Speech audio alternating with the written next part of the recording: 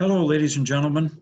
Welcome back to Musical Postcards for Seniors, a program run by students at Falmouth Academy for you, our seniors, who don't have easy access to the outside. Today, we're going to try to bring some of that outside indoors for you to enjoy some of the weather. And we have a very talented student that I can't wait for you to meet. In fact, I want to take this opportunity to tell you that we will get through this. We'll get through this together. We're thinking of you every day. These shows come out once a week, Sunday at 1 o'clock, and it takes us all week to rehearse, produce, and deal with all the technical issues that we have to operate from our own home. And all the time we're thinking about you and hopefully bringing a smile to your face. What's going to be really cool is when we get out of this, we're going to bring some of these students around to visit you in person, signing autographs and all. So we'll make a tour and we'll come and visit all our friends at all of our regular people that watch this show. So this is show number 5, and the student we have for you today is from Martha's Vineyard. Again, I think we've had 2 or 3 students from Martha's Vineyard, and this young fellow is in the 7th grade. He plays violin, and his name is Holden Brew. Now, Holden is going to play for you a piece from the classical music era by a composer named Luigi Boccherini. I love to say that, Boccherini. Everybody say it together, Boccherini. And Luigi was a composer who lived and born in Italy, of course, born in 1743 and died in 1805. So, ladies and gentlemen, here is Holden Brew playing Luigi Boccherini's Minuet.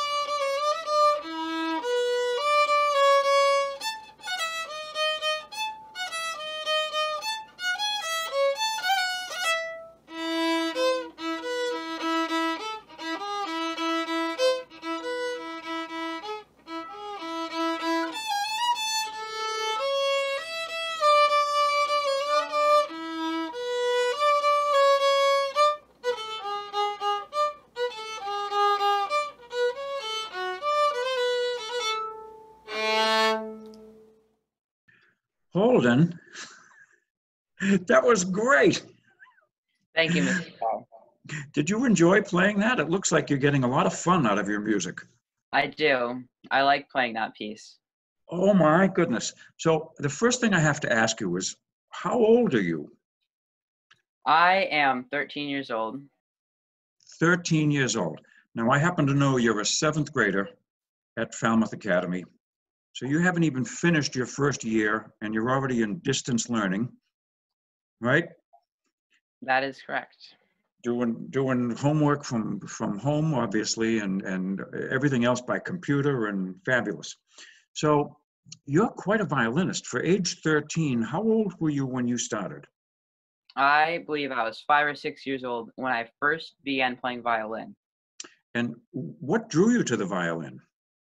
When I was younger, before 5 or 6, I was in this group with my mom. It was called Music Together. I know Music Together. Exactly. They do a nice job on the Vineyard. That is, I think it was Joyce Maxner, if I recall, right? Yes. Go on.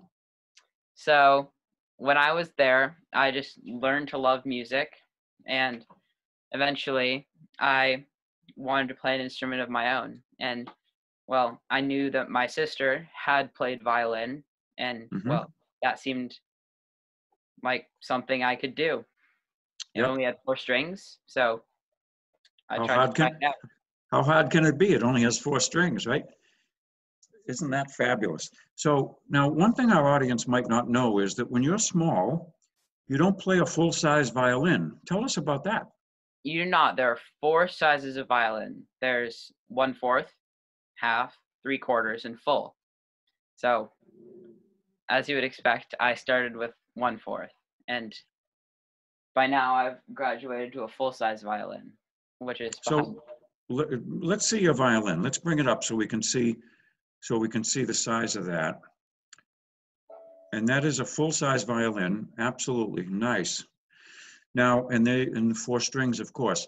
So I have a clip, and I don't know if you know this. We're going to embarrass you, Holden, but your mother sent me a clip of you playing the violin when you were, I don't know, I think 5 or 6. And I'm going to ask Isabel and Marcus, who are doing our production and technical, if they might put that up on the screen right now. Here is, do you remember what you were playing and singing here?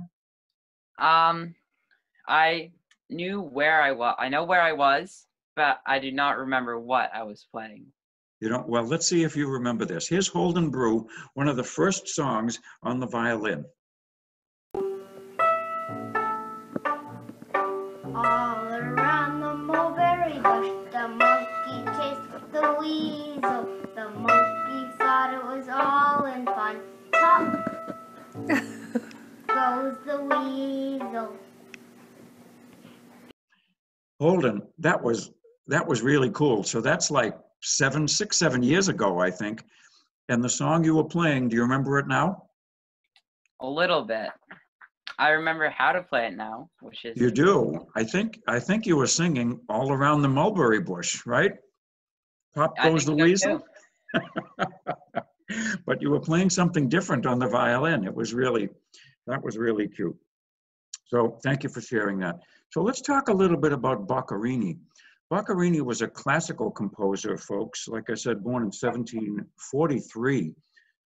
Interesting year because Johann Sebastian Bach died in 1750, and that was the end of the Baroque era. Johann Sebastian Bach was such a force in Baroque music that when he died, musicologists generations later put that as the end of an era.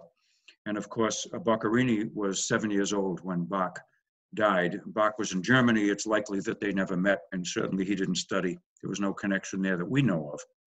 But Boccherini would have been in the early classical period and a little bit before Mozart. Mozart was born in 1756.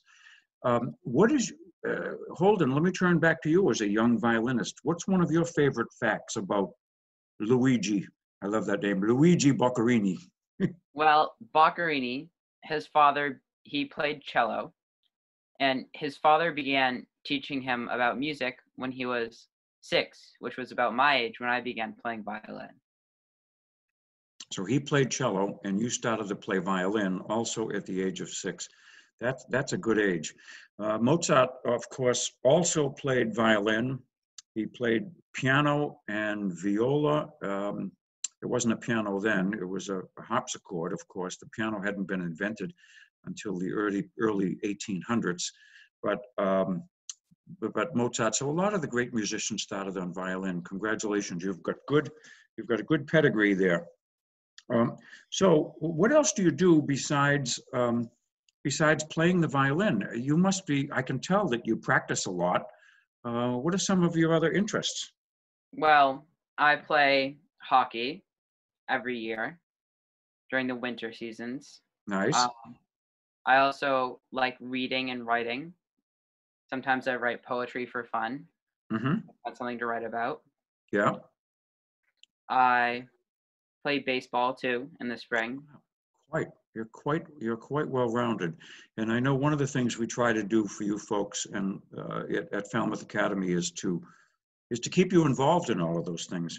So I want to talk more about those sports things, but I don't want to leave the music just yet. There's another piece of music that you have at your fingertips that I happen to really like, and also one of my favorite composers. This one is written by Antonin Dvorak. What's the name of this one? Oh, this is called Humoresque. So Humoresque, I think everybody is going to know this. Do you know how famous this is? No, but I know that a lot of people know it because when I play it gathers a lot of attention. Exactly. It is really cool. So would you like to play Humoresque for our audience right now? I will, sure. Thank you.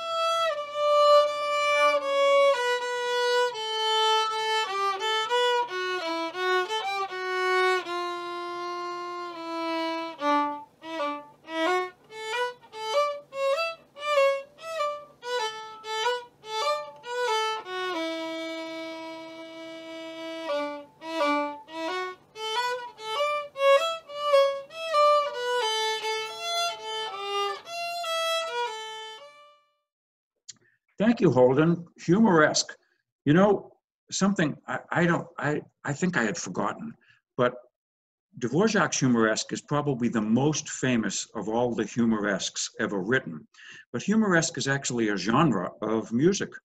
Itzhak Perlman wrote a humoresque, and of course it is designed to do exactly what that one does, which is invite a sense of whimsy or a wit. So most of us, myself included, when I think of the humoresque, I think of that one you just played, but there are actually several others out there. Fascinating stuff. Thank you.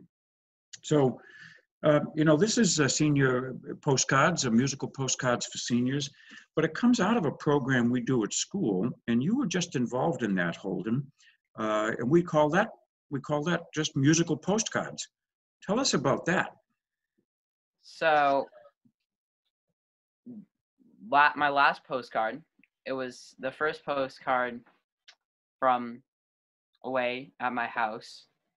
It kind of kicked off the virtual postcard sort of thing, and I play, the day I chose to play was National Tartan Day, and that celebrates Scottish heritage, so I decided to play a Scots reel. And a tartan is, I know the Irish call it a kilt. Well, what is a tartan in Scotland? Is it a kilt or is it a crest? No, it's a type of plaid.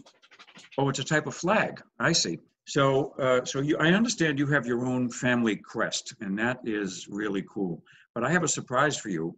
Ladies and gentlemen, when we went into distance learning, which is now, we've been in distance learning since mid-March, and that means that all our students, all 213 of them, are home with their families, tying up their Wi-Fi, and their parents are home too, because we're all at shelter in place, just like you are. And we wanted to keep this program of postcards, musical postcards that we do at school, going. And of course, when we're in school, they're live performances. But now I reached out to all of our music students, some 80 or so students, and Holden was the first one to raise his hand and say, I'll do a postcard. And these postcards are usually linked to a national holiday. And Holden, which one did you link it to? I decided to play on National Tartan Day. National Tartan Day. That is fabulous. Well, I'm going to show our audience right now this 60-second clip. Today is National Tartan Day, celebrating Scottish heritage. My dad's family is Scots. Here's our crest. I have a tie. I'm going to play the Mason's Apron, a Scottish reel.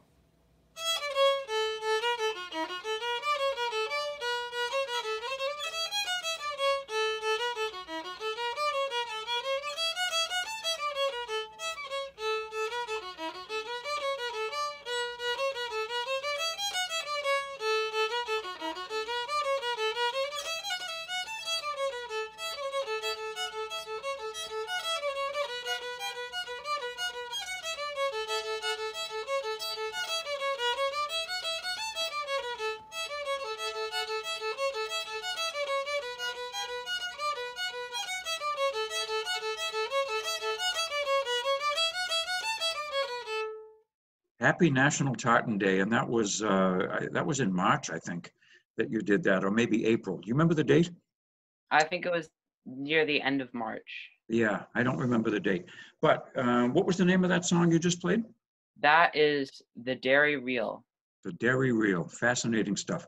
Well, Holden, you play very well.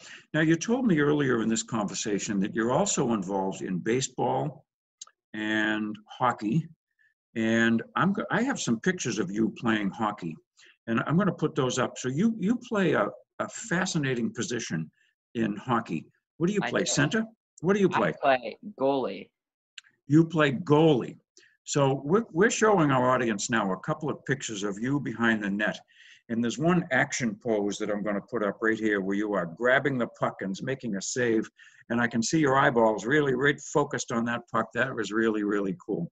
So baseball, hockey, skiing, violin, obviously is really cool. Now, I understand that when you were younger, you were up in the North Country and you wrote a poem. Tell us how you were inspired and where you were to write this poem. I believe that it was the first year that my family had bought a little cottage on the coast of Maine, near Stonington, Maine. Yeah.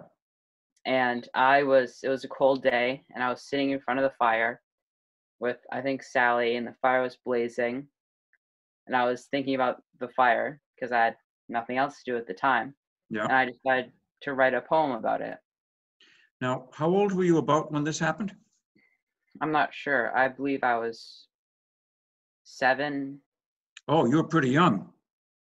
Maybe, yeah. Yeah, something like that. All right, well, that's cool. So, do you have a copy of this poem you could read to us? Is it? I do not have one with me, but I remember it. You still remember the poem after all these years? Okay. I do. Would you recite the poem for us? I will. It is right. called Fire. Fire is not domestic like a dog, or wild like a wolf, yet wild like a wolf in a cage. Very good.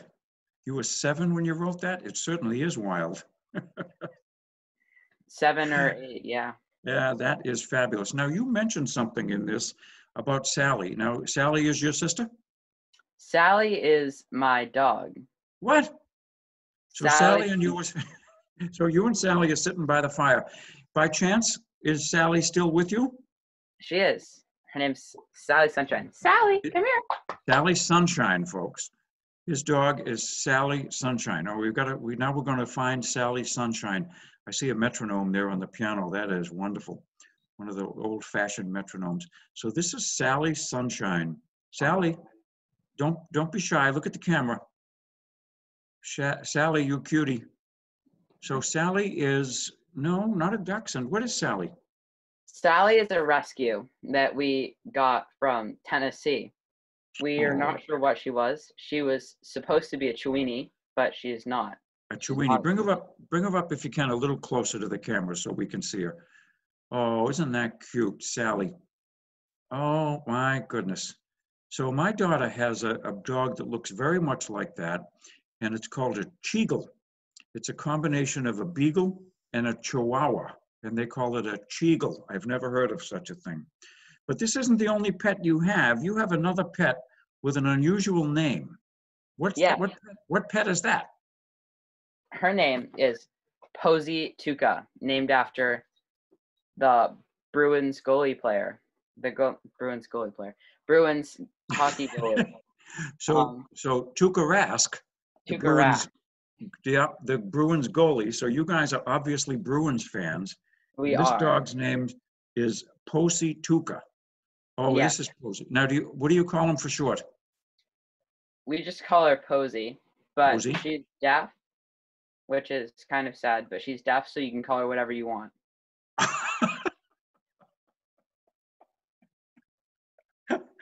I guess you can. She won't answer either way, right? She won't, no. We're all laughing back. We're all laughing back here. Oh, my goodness. Well, Holden, we are in the mood to hear you play again because you play so beautifully. And speaking of playing, I want to point out to our audience that you and I have been working together now since September, and we've been working on this show for a couple of weeks. And I notice that you make very, very few mistakes. And congratulations, we all make mistakes. How is it that you make so few mistakes? I make a lot of recordings. So when you make a mistake, you cut and you start it over again, huh? Cut and start it over, yep. Good for you. How much do you practice every day?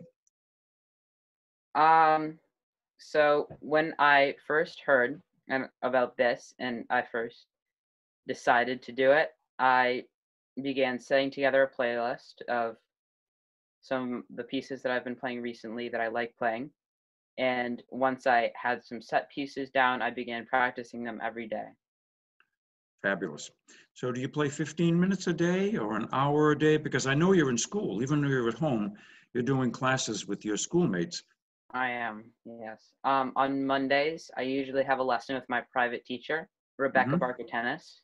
Nice. And Rebecca's on the vineyard. Yep. Yep. And I know Rebecca because she is, if I'm not mistaken, Kristen Barker's daughter. Kristen here, I think, was in Harwich, as I recall, had a big string studio for many years. And I worked with her through the Cape Symphony for many years. A lovely person. So you work with Rebecca, that's fabulous, and you've been practicing to get ready for the show. Well, we're thrilled. So tell us what you're going to close the show with now. What do you have something special? Somehow you're going to bring the great outdoors inside. So I love playing fiddle songs. They're easy, they're short, and they're just really fun to listen to. So all good reasons, I guess. They're easy and they're short. Yeah. Go ahead. I decided to put 4 together and play them for you outside since I live on the vineyard and it's such a beautiful spot. I decided to play them outside. Isn't that nice? Now, before I play this for the audience, let's talk a little bit about a fiddle. What is the difference between a violin and a fiddle? This has come up in a previous show. Go ahead. So a violin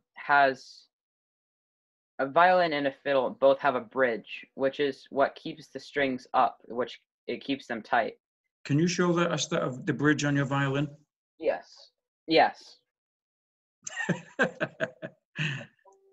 So, how do I do this? Yeah, that's it. This that's good. The bridge right here. This keeps the strings tight, and on a fiddle, the bridge is shorter, it's closer to the rest of the wood so that the strings are flatter and closer together. They're easier to play at once. It's easier to play multiple at once. Interesting. I did not know that. Now, what you have now is a violin or a fiddle? This is a violin. I think, Okay. actually, I think it's a violin with a fiddle bridge, but I'm not sure.